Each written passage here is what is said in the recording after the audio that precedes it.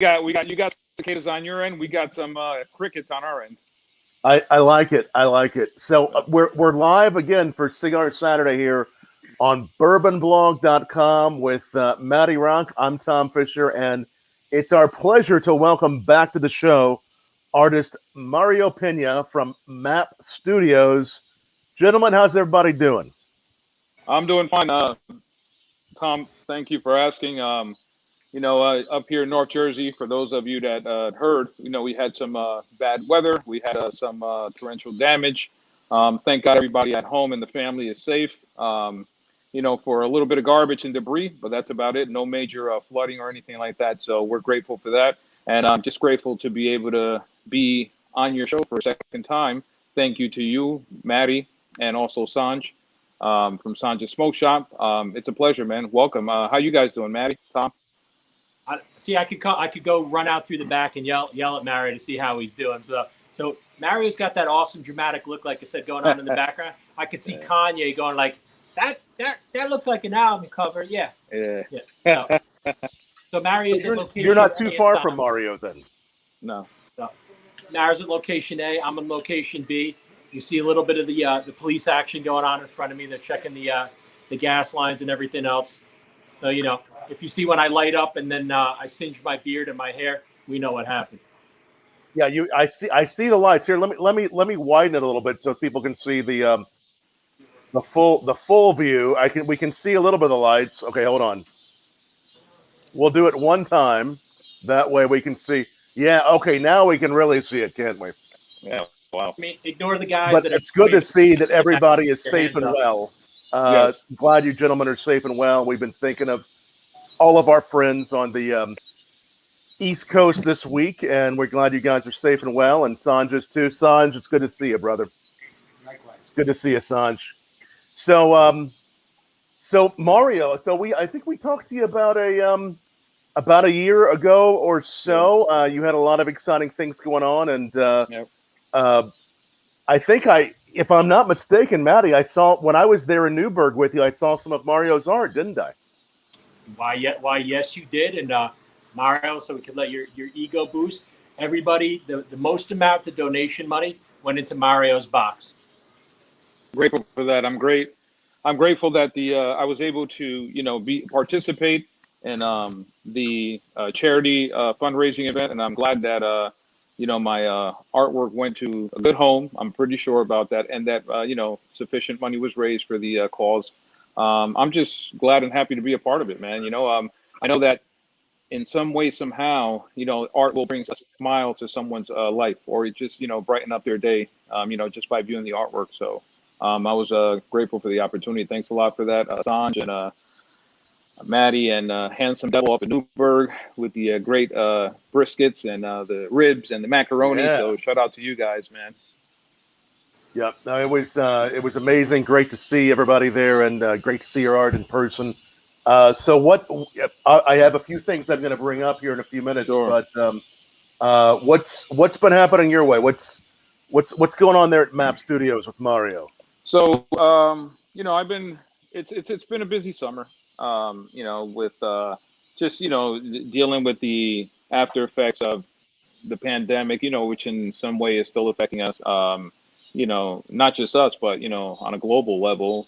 And many people may not believe, but the pandemic has affected the artwork and the art world in a big way as well, because it just affects when it comes to the marketing, it comes to the networking of art and the selling. But one thing that I take with me from the pandemic is that with people being home and whatnot, I think people came to gain an appreciation for artwork and the art world, and kind of sort of take the time to really look at work and invest in it, and know that this is just not something you're just going to prop on your wall, but it's an investment, which if you let it sit for some time, if you decide to, hey, you know what, I love the work, but I want to sell it, so and move on forward. But I think it was a great time for people to invest in art, just the way people are investing into the hot thing now, which is NFTs, which I'm still a student of that and learning, because the honest truth is I'm not too knowledgeable on NFTs. And me and Matty Rack have, sat down and talked about that. And, just like anything, we're always going to be students of the game. But NFTs and people buying artwork, people buying, cryptocurrency and all that stuff. So I think that a positive thing about the pandemic is that art did take a boom. It came up in sales and stuff like that. And I think up and coming artists and emerging artists really had the time to reflect, develop a marketing plan, a strategy on how to come back out and reintroduce themselves into the world. As for me, I kind of sort of revamped myself, my identity, in a sense of doing some minor tweaks to my logo, and also changing the design on my website. I even actually changed the URL and web address. So I did a lot of things. I redesigned my business card. So I kind of sort of got ready to reintroduce myself as a brand, not just as an artist, but as a brand. And then I took time to kind of sort of reinvent the wheel, if I may. And, just think about ideas. Like I've been successful with the work that I've been putting out, but I kind of sort of wanted to push the bar and raise the bar, in a sense of, going back to the masters, to going back to the old drawing board, opening up the art history books, taking, traveling back in time. Sometimes you have to go back to the roots and, say, what, let me do some further research on the masters, those who are considered the masters, the Picassos, the Frida Kahlos, the Diego Riveras of the world, and kind of sort of reteach a lot of the things that I learned, 20, 30 years ago, during my undergrad and stuff like that. So it gave me some time. Also doing a lot of observation. I think my observational skills went up 2 or 3 notches. I became more observant with my surroundings, and not just with nature and real life, but also with the aesthetics, and just exploring with different mediums, walking into a new world of techniques and stuff like that, and say, hey, let me try this, let me try that.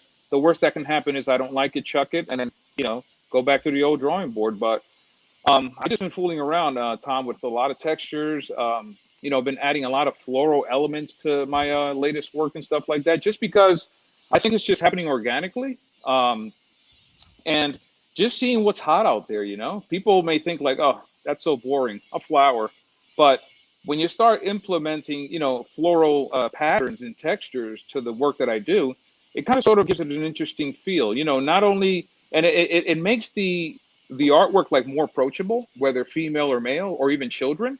And it just gives it a sense, like, for the some of the people that I ask, hey, what do you think about this? They're like, I love the flower. It just gives it that little touch. And it's something simplistic. It's nothing that's, highly detailed, but it just gives it that touch, Tom. And I'm just like, you know what? I like this. I can see this going somewhere. And I just been, being a scientist in the studio, I fooled around with some 3-dimensional pieces that I'm going to show you in a bit. I thought about, I always saw these mailboxes in public and as a kid, and literally I live right around the corner of a post office.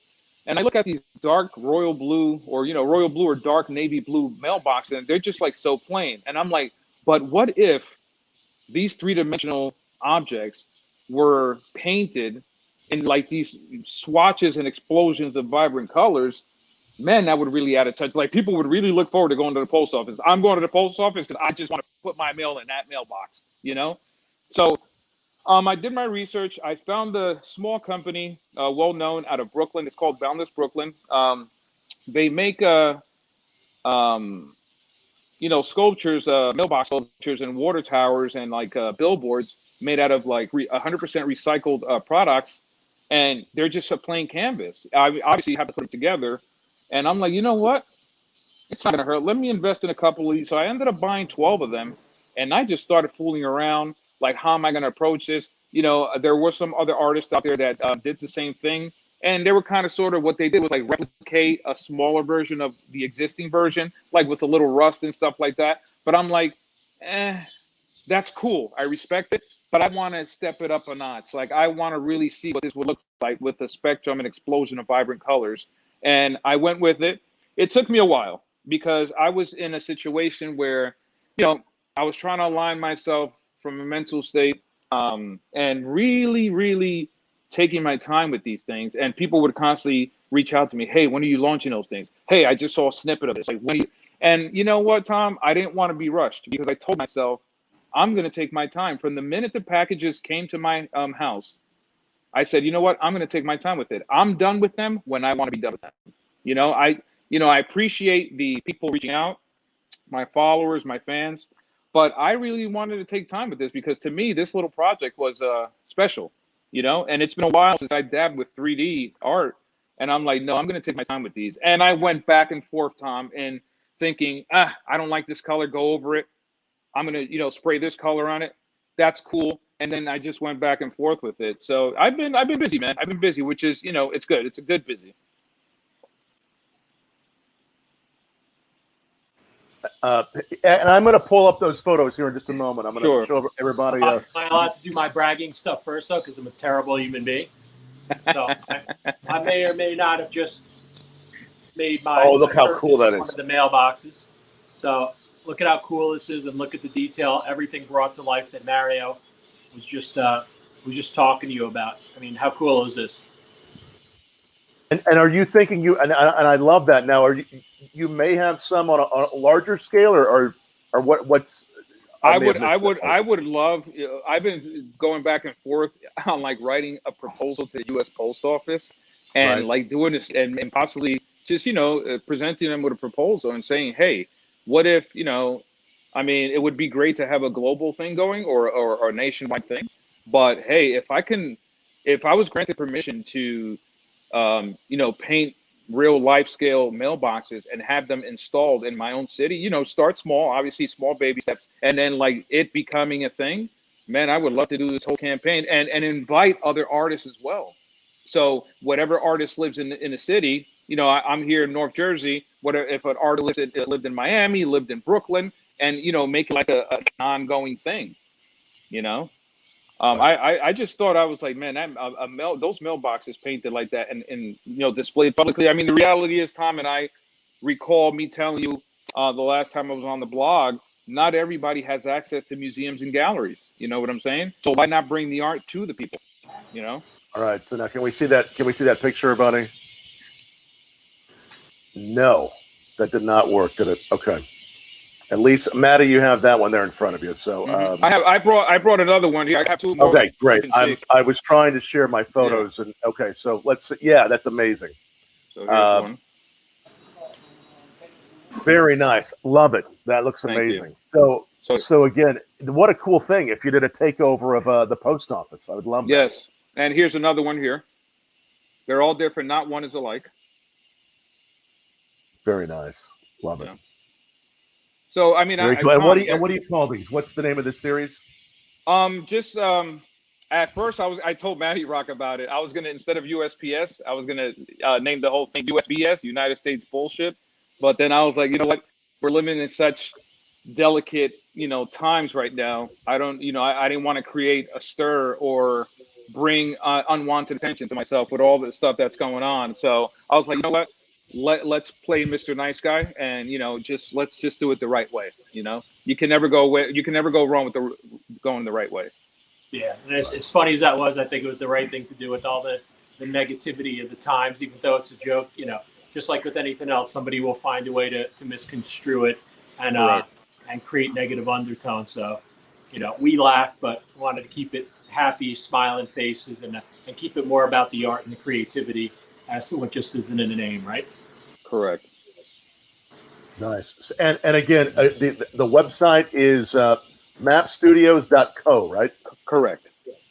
And that's where people can they buy one of these there, or what? Yes, they can. So far, 4 of them have sold. Well, 5 with Matty Rock, and Matty was like excited. He was so excited. He was like, I need one of those guys. I need one. So I was like, hey, I brought it to him.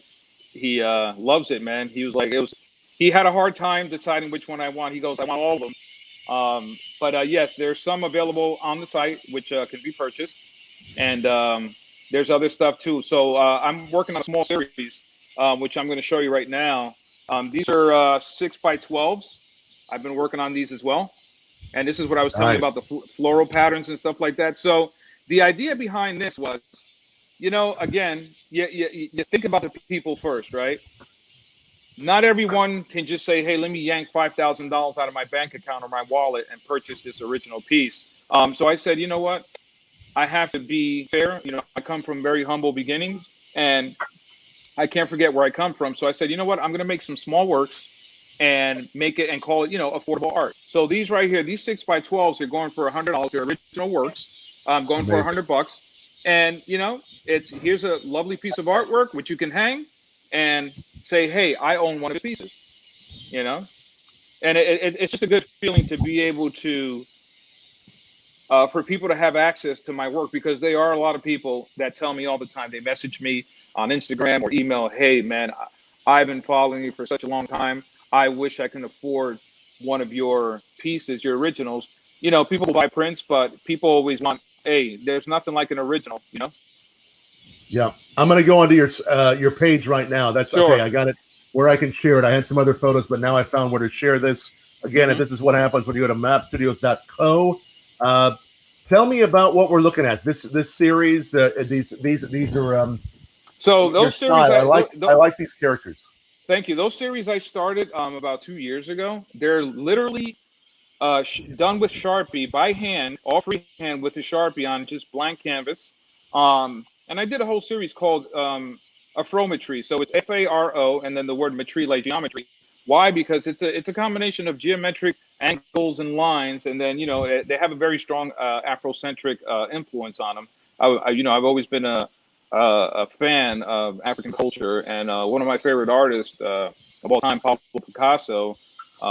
You know, a large amount of his work throughout his career was influenced by African art. You know, so you know, one of my famous paintings from Picasso was Les Demoiselles Avignon, which is basically a painting of prostitutes that he picked up in France and brought into the studio and painted them on. And some of the models have geometric and African, you know, African-esque facial features. And I just always been intrigued by that stuff. And these are straight from the head, you know, no sketching, no nothing. It's Sharpie in hand, blank canvas, and I just go at it with whatever's in my hand. You know, people always say, hey, is that digital? I was like, no, that's all hand paint. That's all done by hand with Sharpies. What's the name of the piece by Picasso again? Les Demoiselles Avignon. It has a Very French nice. title. Very nice. I love those. Okay, and then where else? Guide me on where else to go on the site. Tell me where you can go where it says 3D art. You'll see the mailboxes there. Is that where it says icon series or art, or where is that? It'll say 3D art. Okay. I see art. Oh, I see. I have to go down underneath. Yes. Works on paper or mixed media? Yeah, those are works on paper. Those are small pieces too. This is my stuff here. So what you're looking at there, that's called the icon series. So, you know, just a few iconic people that I've admired in the past and in present. And I just did pieces on them, you know, the ones that I enjoy personally. That's Frida Kahlo there remixed. Excellent. So many great pieces. Again, all this at mapstudios.co. And then once you get onto the site, you can actually you can go to the shop. Oh, here it is. 3D art. Found it. All right. There's the pieces. And then I have to go ahead and upgrade my site because Matty owns one now, so I have to put sold on that. So people get an idea of what they look like. Love it. Those are very cool. Thank you. Yeah. So many great things. I see Sanja's Smoke Shop on here too. Yes, that was a collaborative T-shirt that I did with Sanja. If you click on that, you'll see the T-shirts. Nice. So basically it's my patterns and my color swatch. It's embedded in the actual font. Love it. Yeah. Oh, so cool. Very nice. Thank you. All the Sanja's fans, you have that too. And then also underneath the shop, some originals on paper. Correct. As you were showing us, like this one. Yes. Excellent. So many great pieces. And again, and I'll put the website up there another time here. What's actually there right now? Mapstudios.co. Obviously that's a whole lot of new pieces you've been working on. What else do you have happening? I actually tapped back into photography, which is my second passion. If you go back to the website, you'll see some of my new work is there as well. I uploaded some new photography. Photography was my second passion. So I haven't photographed in a while. Actually, a former student of mine who also smokes cigars been shooting. So we kind of sort of sat down and we talked about it. And he I have to say, his name is Robin. He's actually a member at Sanja Smoke Shop. He motivated me to get back into photography. And you know what? It's funny because the last 2 or 3 shoots, I've gone out with him to shoot. And so that's some of my work there, my photography.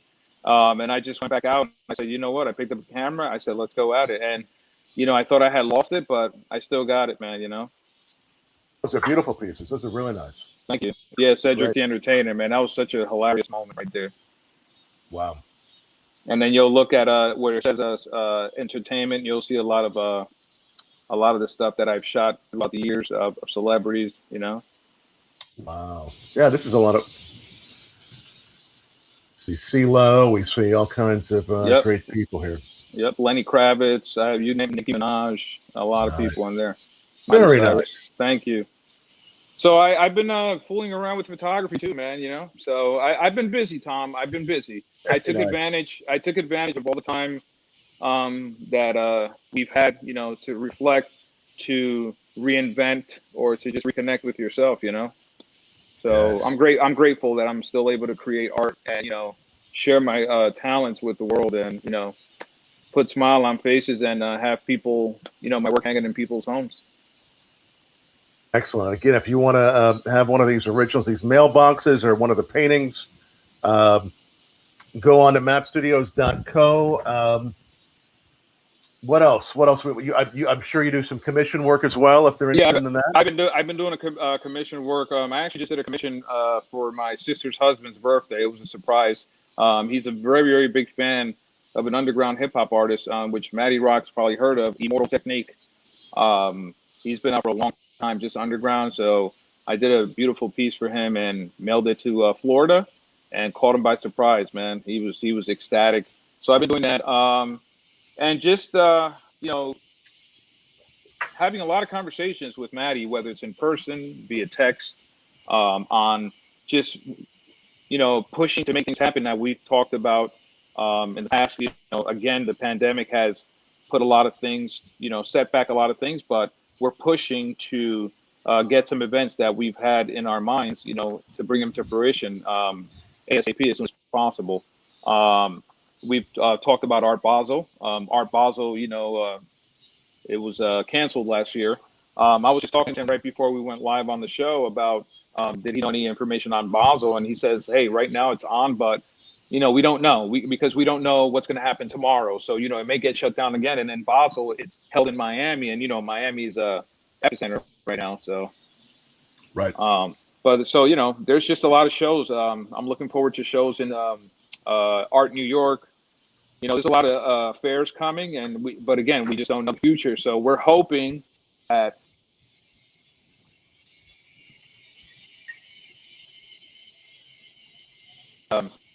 you guys hear me? Okay. We can hear you now. Yeah. Okay. We're just hoping these things go through, like things get better as the days go by, because we want to put our work out there. And we want to have these events going, man, and get the following. Absolutely. So we're busy, Tom. We're busy. Every day is every day that you wake up. It's another opportunity to make things happen. Yes, and we love what you're doing there, Mario. Any questions for Mario? Please ask below. I know a lot of fans of Mario's are watching, and Phil, Vicky, Shad, David, everybody who's watching, we appreciate you all watching. Take a moment, like and share this video on whatever you're watching it on. Also, subscribe to the channel you're watching it on. We do this every week on Bourbon Blog Live, Cigar Saturday, and we're going to keep doing it. And you'll have a chance, though, if you like and share this video, to win that coffee from Janus Coffee Roasters. And if you want to buy some of the coffee, Bourbon Barrel Aged Coffee, bourbonblog.com/coffee. It's like waking up with coffee, well, bourbon in your coffee, or coffee in your bourbon. But it doesn't. There's no alcohol in it, so it's pretty nice. Unless you add it, well, you can always add more. Yeah, I mean, if you have a glass of it, you can. Bourbon not included, but suggested. I think that's what we're trying to say. Yes. So, question from here. We'll just go and throw up a question from Shad Bates himself. So, Shad is the man behind the coffee. Does inspiration ever happen in the middle of the night? You wake up and start creating. Yes. So it's funny that question is asked, because Literally last week, I went to the doctor to inquire about sleeping issues that I have, in a sense of like I just don't sleep because my brain is always running, Tom and Matty. And I don't know if it's just part of being an artist. I don't know if it's part of being, if it's part of the process. But I know that, sleep is important. It's for you to function and for you not to have brain fog and all that stuff. But I do get inspired late night. That's one of the reasons why I don't really sleep much, because things happen late at night. Bursts of inspirations happen late at night. Once everything is shut down around me and it's quiet, it's like my time. I can either get in front of a computer and go through my archives of photography and edit some new work or older work from my archives, or I may be thinking of something that I saw, during the day while driving, walking, or just being somewhere and wanting to put that idea on paper or in a sketchbook. But yes, a lot of my inspiration comes late at night. And I think that's very common in artists, whether it's music, visuals, anything in the entertainment and the visual arts. I think most of us artists, we're like gargoyles, man. We work late night, Yeah. Yeah, artists, it seems like the right-brained folks like to stay up late, and that's where a lot of the inspiration comes. Yeah. Yes. Why do you think that is? There may be reasons why. Do you have any idea why that is? The only thing I could say is that in the world we live in today, there's just so much going on around you during the day and so much distraction.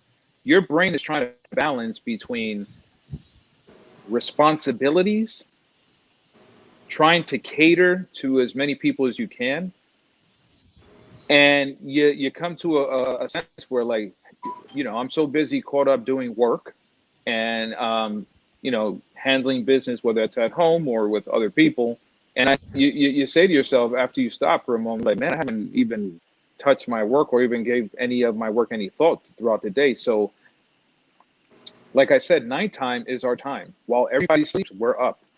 It's like I always envision this picture in my head: an apartment building, all the lights are off, but there's one light on in the building. That's that creative.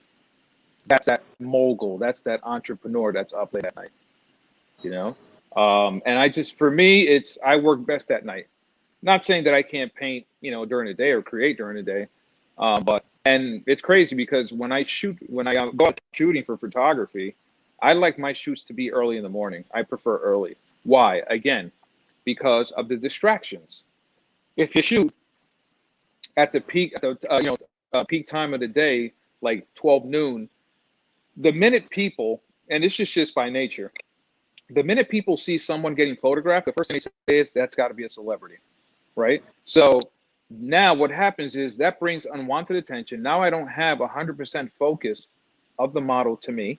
And then I always look at it this way. It can become dangerous because now the model or the subject is in danger, and also myself. You don't know what people's intentions are. You always want to give the benefit of the doubt, but you have to have, that one thought, like, you got to be precautious because you just don't know. And it just brings unwanted attention now, or depending on who you're shooting or who I'm shooting, the subject might become erratic. It could be a person that's bashful in front of the camera already. So now I'm already dealing with that. And then now he or she has other people watching. That can become a problem, So, I always tell my subjects, like, we're going to shoot early. If it was up to me, Tom, I would have people on set 6 a.m.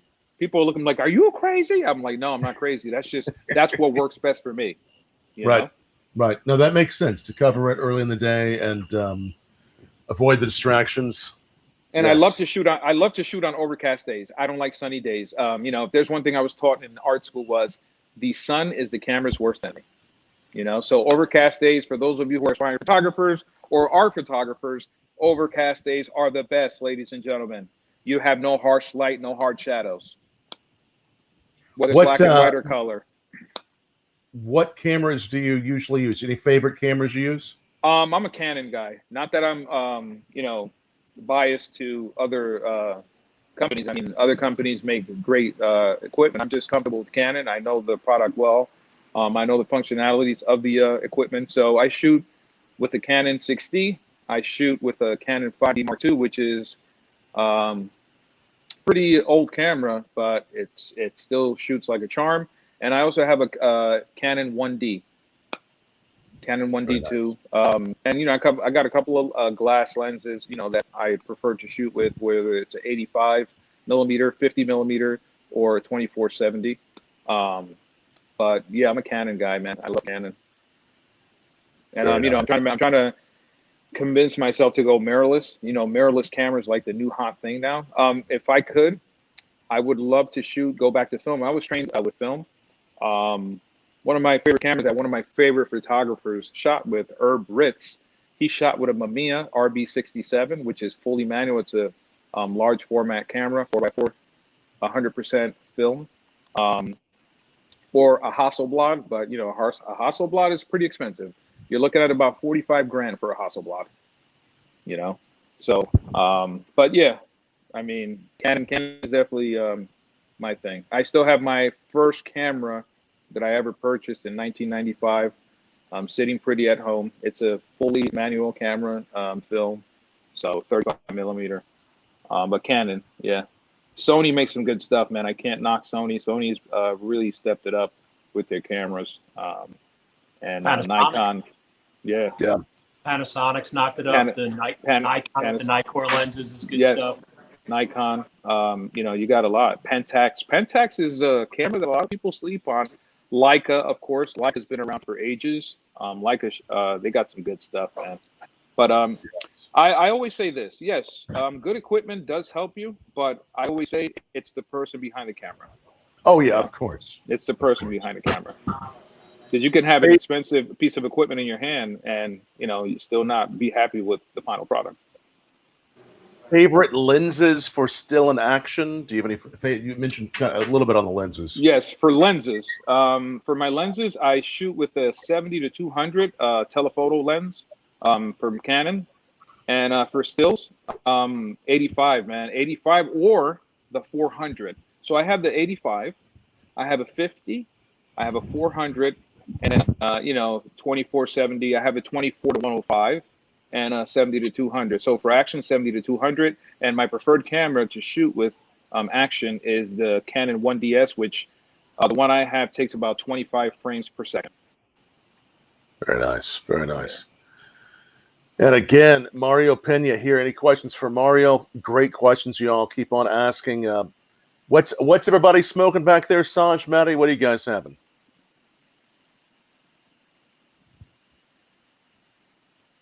Am I on? Yeah, I could hear you, Tom. Oh, I was saying, Matty and Sanj, what are you guys smoking tonight? Tonight, I'm doing a little bit of my pork belly action.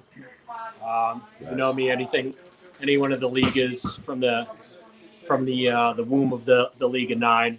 Obviously, I love the flavor profile, love the size and the on the piggy. So this pork belly to me is definitely one of my faves. Nice. What do you got tonight, Tom?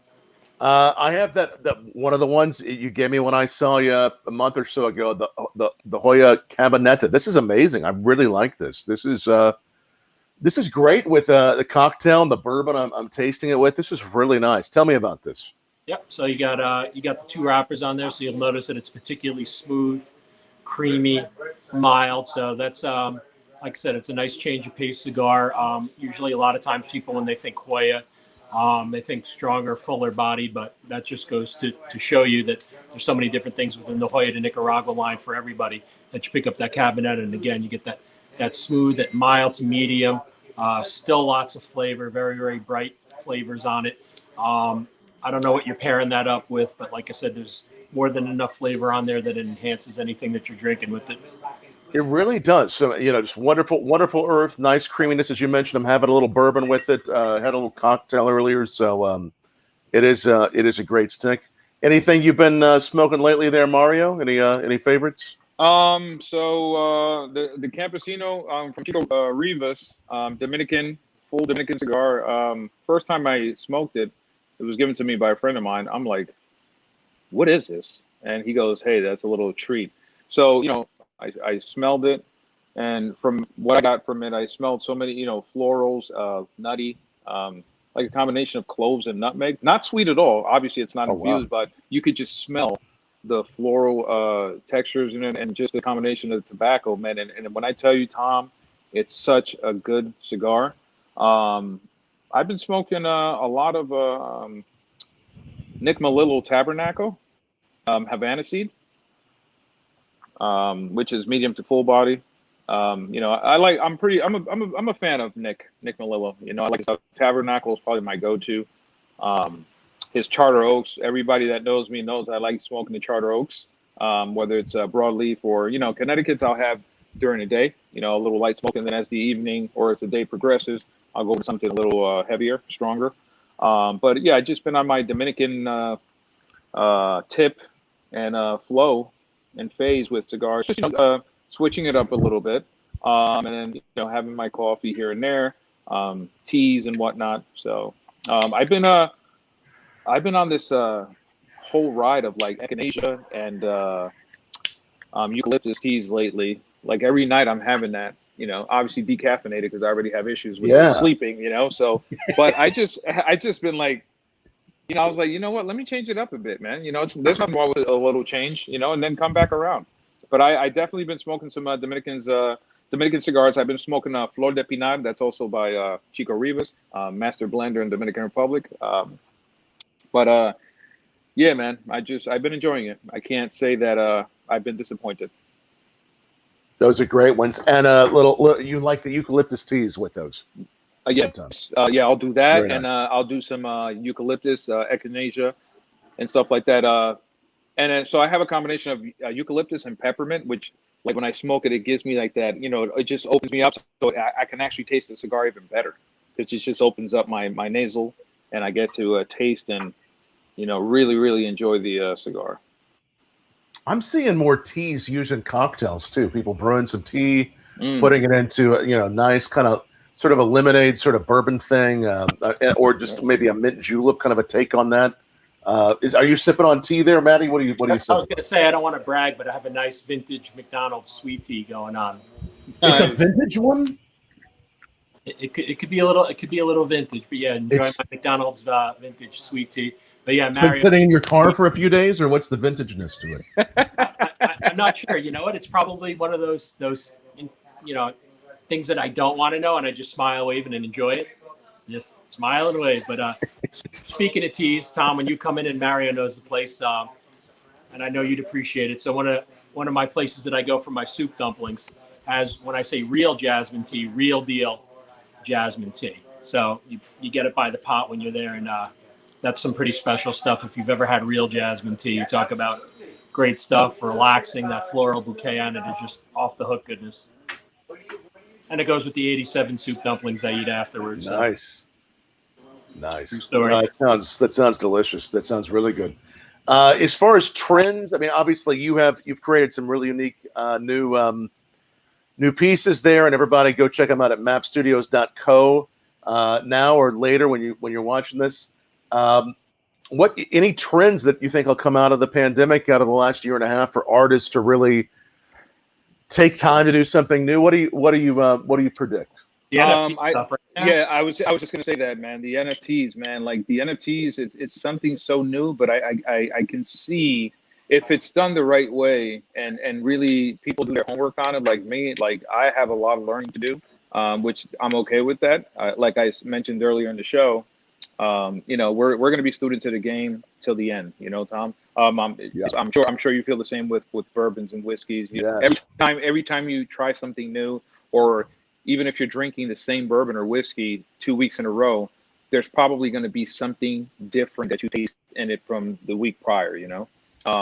And I think NFTs, like I said, if it's done the right way, I think it has a lot of potential. I think Steph Curry, the guard for the Golden State Warriors, just purchased an NFT for like 130,000, you know? And, you know, people are like, but that's just the digital art up in the cloud somewhere. Yeah, I understand that. But, you know, it's the way the art is going. Like, that's what's hot right now. That's what's trending, you know? It's still new, just like when cryptocurrency came out, you know, and Bitcoin, and, you know, all the other cryptocurrencies. You have to get used to it. You have to. The bottom line is you got to do your homework with anything that you do. You got to do your homework. And engage, exactly, gauging worth in it. And like I said, there's so many cryptocurrencies and crypto technologies that are out there today. How do you define what's what? And it's what I tell people. Like some of it depends on how you're investing. Do some of them have something that offer a tangible business? Ones I spoke to Mario about before, something like say a SIA coin, which actually offers storage and uses their algorithm to keep your data safe. So when you look at a cryptocurrency like that, I think of it as looking if you had to collateralize in something, what do you have, right? So if you talk to the big funders in the world, you talk to people who do lending and loans, what's the biggest thing that people ask? Matty, what's the collateralization behind it? And some of these crypto things are about the transfer, about the technology, and others actually offer a physical business model with physical offerings. So, you got to go through, you got to decipher, you got to figure those out. And, with art, it's going to kind of be the same thing. It's like, who are your bankable artists? What's the technology used behind the NFTs? You talk to some artists and hear other people now, and they're like, I will use it to showcase the original art. And then you get the real piece of art with it as well. So it's kind of like a combination value. So I don't know. For me, it's so early to tell where it's really all going. So you got to keep your eye on the prize. You got to make sure that people aren't hedging and pulling pieces of the market in order to make money up front and the back. It's tough. It's tough when you're talking about non-tangible goods, right? It's like when you have those things online. Hey, buy a star, buy an acre of land on Mars or the moon. Come on, we don't really own a tangible thing, right? So that's going to be a difficult thing to figure out valuations. And honestly, it's going to be about time. I mean, just like the first thing that came to mind as I'm listening to Matty speak about NFTs and the currencies and all that stuff.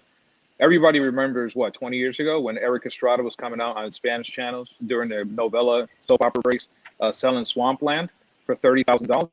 Nobody knew about that. Nobody had knowledge on swampland. Can I build on that land? People took their risks, but I'm sure that for those people that purchased swampland 20, 30 years ago, those who were knowledgeable, especially if you're in the real estate game, they did their homework before they said, okay, here, I'm gonna send over 30 grand, hold me a lock. It's just like that. Like, it was new. I mean, Florida 20, 30 years ago, people were like, I'm not moving it. It's all swampland. And look at Florida now. You got to do your homework.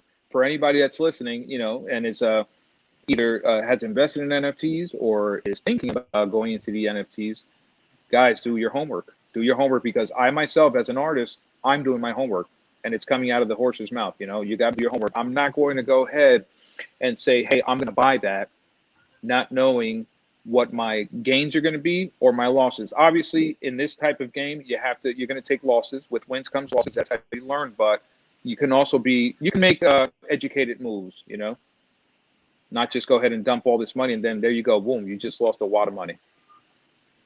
Well, is there anything, and I think the NFTs are really interesting. Is there anything about NFT that you think could be an element to it that could be added, or elements that you are seeing artists add to them that make it more interesting? I mean, a lot of them are digital. I mean, you could do so much with all these online programs with the, not online, but all the computer creative programs like the Photoshops, the Illustrators. I mean, there's artists out there, Tom, that are really blowing things out because they're so good on a digital scale when it comes to creating art. They're masters of their craft from a digital perspective. Just like an artist is a master at his craft with a brush and paint on a canvas, there is some cool stuff. What they're doing is that a lot of them a lot of the artists that are putting up NFTs, they're actually animating them. So it's not just a piece of digital work. You actually have movement in the artwork now as well. Very nice. So the artwork moves. It's very cool to see all that is happening. And again, check out mapstudios.co. That's where all the art is. Show those mailboxes one more time, gentlemen. Sure, not a problem. So here we go. The new mailboxes. These are so cool. Love it. Oh, that's great. And again, when you approach each of these, how do you approach each of these? What do you when you're doing something and the theme you're coming up with, the colors? Nice. Love it. So what I'll do is I'll have the blank mailbox, and then what I'll do is I'll go through my collection of paints and aerosols and stuff like that, and I'll kind of sort of put a combination together. There is a process. There was a process for this series that I did, and I know that I wanted each and every mailbox to have its own identity and to have its own voice. So for each one, I carefully selected colors. And I didn't want to be repetitive, right? Um, because the goal was to give each mailbox its own identity, its own voice, and for it to be seen, not as just like, oh, these are just mailboxes. No, this is one mailbox, this is two mailboxes, this is three, each one be in its own category. And I was just very selective with the color, my palette, the approach. Some have heavier textures on it than others. Some have heavier strokes, brush strokes, and all the other mediums that I used. But I was very, very, like I said, I took my time. When I tell you, Tom, people were texting me, emailing me, DMing me. When are you dropping them? When are you dropping them? I would put a tease out. Forget it. It was crazy. It's like, dude, are they out yet? Are they out yet? By And the I'm way, like, huh? Mario's staring me down. He's like, "Yeah, Matt was that prick." I'm like, "So, how those mailboxes coming out?" And he's like, "I'm creating that. Settle down." I'm like, "All right, how about now?" So yeah, I was one of those pricks. That was me. Guilty as So, charged. and I'm cool. I'm grateful because that means that people are paying attention. And it's unbelievable the feedback that I received from just putting out snippets and teasers.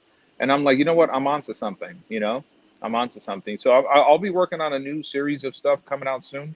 Not soon. Let me not say soon because I am taking my time with this next series. I'm just exploring right now. I'm exploring, Tom, which I think it's very important for an artist. You got to explore. You got to explore.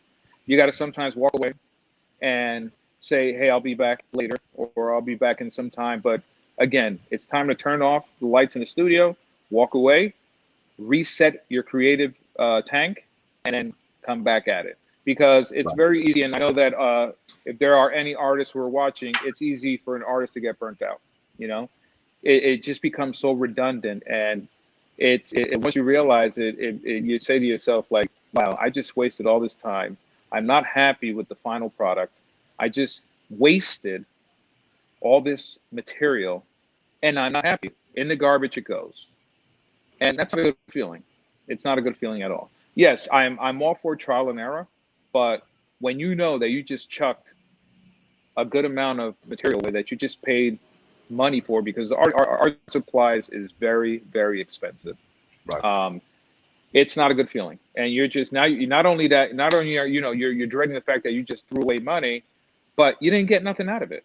So it's important to just look, there's nothing wrong with walking away. If you need to go on social media and tell your followers, hey, I'm taking a break off of social media, off of everything. I'm shutting down because I have to attend to me. You got to do it. You got to do it. It's the only thing. It's the only way that's going to keep your engine running. And obviously, here I am giving advice to myself: get some sleep. You know. No, and I think that's so well said. I mean, it's advice sometimes that we give others that we also are reminding ourselves to hear. And is that something that you think most artists at some point, if they're just continuing on and on, they have to do it? Just is positive. Is that a piece of Yes. advice you give artists? Yes. Because I'm telling you, I've been there before, Tom. I know what it is to get burnt out, and sometimes it becomes very difficult to snap out of it, to get out of that funk. And when artists fall in a funk, it's not a pretty feeling. People will try to talk to you, motivate you. Yeah, you're grateful for that, but it has to come from you. And sometimes it becomes so heavy, you just don't know how to crawl out that space. Yeah, that's why they have for writers. They have writer's block, right? Mm-hmm. Exactly. And also, Mario, if you could let everybody know where they could reach you on social media. We know, Yes. Sure. Your website. Let them know where they can follow you on Twitter, and Facebook. Sure. My Twitter is _ Mario Peña, which is my name, all together. That's on Twitter. Facebook, I don't have. My Instagram is Map Studios, all one word, and an underscore at the end. And then my website is mapstudios.co. On there, you can, if anyone's interested in having commissioned work done, you can fill out a form with details. adding what you want, what you wouldn't like, or hey, I like this piece on your site, but can you make it just a little more personalized for me? Reach out with questions, email me. I'm down for collaborations, and we'll go from there. So that's where you can reach me. Most of the time, I am pretty good with responding to comments on my social media or email. Give me a day or two, but I will respond and try to fulfill your or answer your questions to the best of my abilities. Or if there's something that you're interested in, I will try to meet your needs as best as possible. Right well done. You're a very talented man, and really, thank you. Yeah, enjoy seeing the new photographs you have up there. The photographs, the art, the new mailboxes, all there, and you can buy those too. And as yes. I was telling you, some really beautiful pieces for $100 you can buy to have, and they're signed by you as well. Yes, of course, all my work is signed. Yes, right on the bottom of that mailbox. To break in and get stuff like that.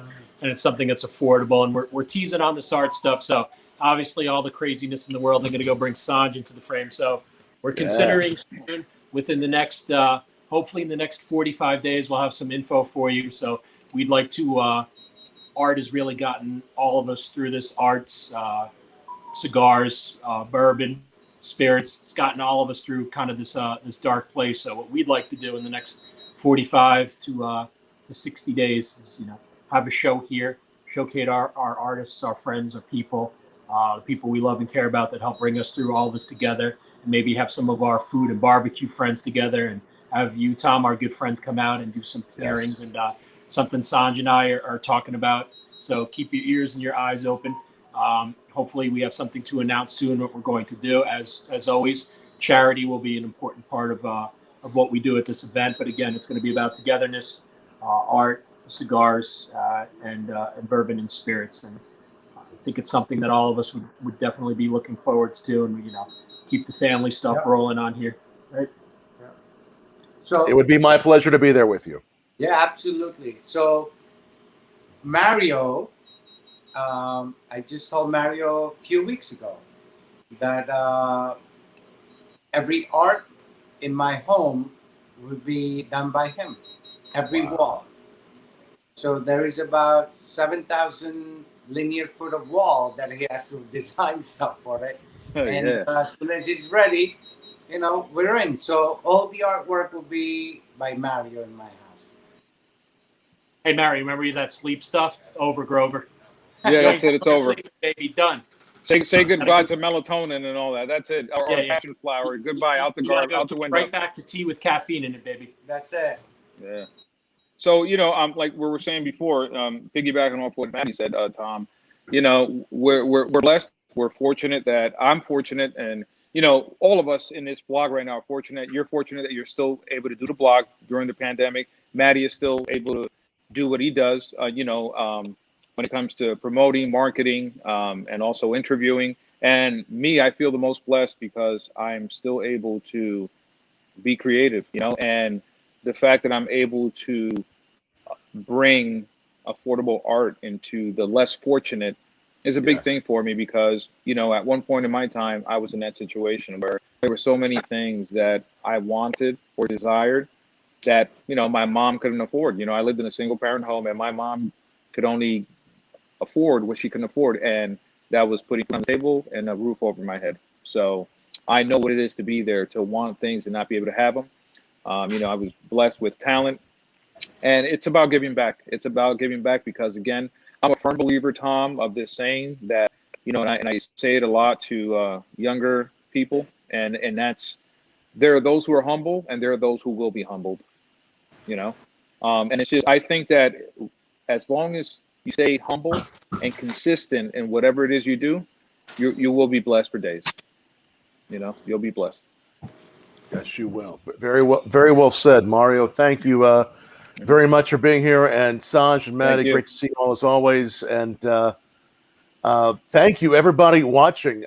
It's great to have you on Cigar Saturday, and we'll do that drawing here in just a moment. So take another moment, like and share this video, whether it's Twitter, YouTube, whatever. Even if you like it, just do that. We'll put you on the running for this this bag of bourbon coffee. Matty, what are we looking at next week? Do we know what's happening next week? Yes, we do. So it'll be some of our friends that we've had on before. So it'll be the Taskmaster, Kevin Sullivan, back on with Andrew Nice. Anderson. So for all of my wrestling friends, they have something special that they're going to want to announce on the show that they've been working on, and I'm proud of them. I will let them talk about it. It's always good to have our brothers on. And then the week after that, I will be on the road, hopefully in the Bahamas. So we'll figure out what guests we'll have when I'm out there. So we'll keep it fun. Very nice. So Matty, you're going to be doing it live from the Bahamas? Not this Saturday, the following Saturday. Yep. So we'll see a little ocean behind you, some palm trees, something like that. And probably me eating conch fritters and stuff, because that's what if I'm staying real to me, I'm gonna have some conch fritters and some grouper and yeah. How Hey Tom, we might get lucky and see the beach patrol, so we might have sirens in the back as well. I like it. Yeah. That's right, baby. Traveling with Matty Rock, just live here on Cigar Saturday. This is great. So many good people. Thank you all for liking, sharing, and for watching this. It means a lot to us as we continue to do this Cigar Saturday. All right, Mario. All the people that did all this, it was 55 of them, a number between 1 and 55. 1 and 55? 1 and 55. Pick a number between 1 and 55. Let's do the 7. Oh, it's almost like I could have guessed this. Maybe it was right there. Number 7 is Lance Foreman. Lance, thank you so much. You won the coffee. Well Enjoy, done, Lance. Rock and on, thank you, everybody, for watching. We'll be back again next week with more Cigar Saturday. Mario, great seeing you again. Yes, Tom, it's always a pleasure, man. I hope to see you soon in Jersey. Come pay us a visit. We'll have a great time. I will. I will be there soon, and look forward to seeing you there in person. Okay. Mario good. and Matty and Sanj. Cheers, everybody. Much love. Cheers. Thanks for Take tuning care, in. guys. Cheers, everybody. Tuning in, ladies All right. and gents. Same Thanks back. for watching. Same.